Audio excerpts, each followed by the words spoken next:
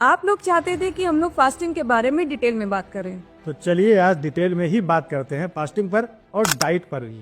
Fasting हमारे लिए क्यों जरूरी है और फास्टिंग हमारी बॉडी में क्या करती है।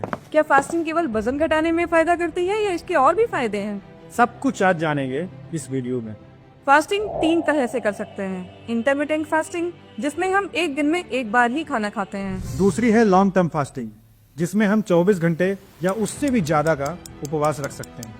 तीसरा है धार्मिक उपवास, जैसे कि हम अपने घरों में करते हैं। कोई हफ्ते में व्रत रहता है, कोई महीनों में रहता है, कोई सालों में रहता है। अलग अलग धर्मों में अलग अलग तरीके से धार्मिक उपवास होते हैं।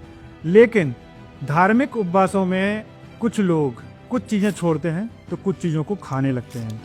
ये उपवास का बिल्कुल ही गलत तरीका है। उपवास में पूर्ण रूप से उपवास होना चाहिए, जिससे कि शरीर पूरी तरह से अपने को डिटॉक्स कर पाए, अपने को रिपेयर कर पाए।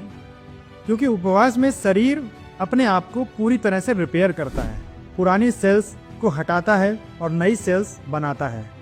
जब हम फास्टिंग करते हैं तो हमारे शरीर में कई महत्वपूर्ण बदलाव होते हैं, जैसे कि इंसुलिन लेवल का कम होना। जब हम खाना खाते हैं तो इंसुलिन बढ़ता है और उपवास करने से इंसुलिन कम होता है, जिससे फैट बर्न तेजी से होता है।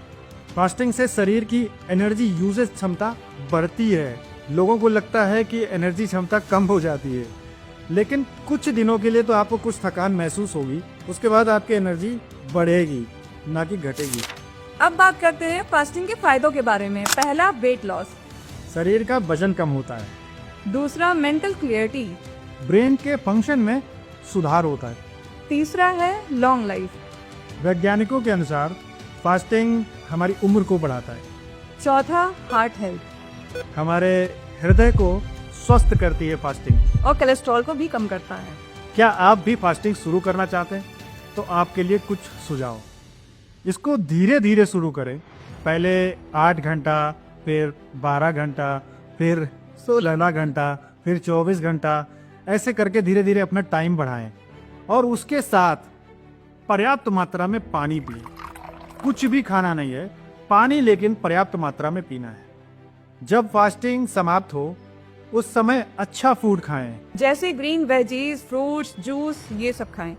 और जो भी आप खाने में खाते हैं वो भी खाइए, लेकिन फास्ट फूड से बचना है पूरी तरह से।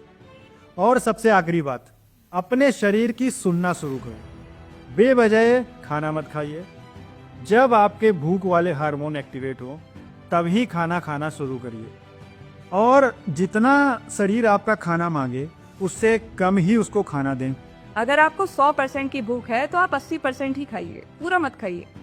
ये आपको हेल्दी रखेगा, आपकी एनर्जी बूस्ट करेगा, आप अपने आप में तरोताज़ा रहेंगे, और सबसे बड़ी बात, आपको बीमारियों से बचाएगा। जो लोग मेहनत वाला काम करते हैं, जैसे हमारे लेबर हैं, किसान हैं, उन लोगों के लिए तो वो कुछ भी खा लें, सब हजम हो जाएगा।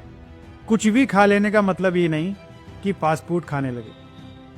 फास्ट फूड कहीं ना कहीं उनको भी नुकसान करेगा, लेकिन उनकी क्षमता इतनी ज़्यादा होती है कि एक हद तक वो कुछ भी पचा सकते हैं। ये जो डाइट है ये सिर्फ उनके लिए है जो लोग आराम से बैठते हैं, जैसे दुकान पे, ऑफिस में, ऐसे बैठ के बहुत सारे काम। जिनका वर्कआउट बिल्कुल 0 के बराबर है। वो लोग इस तरह से अपने आप को डाइट सही करके बचा सकते हैं।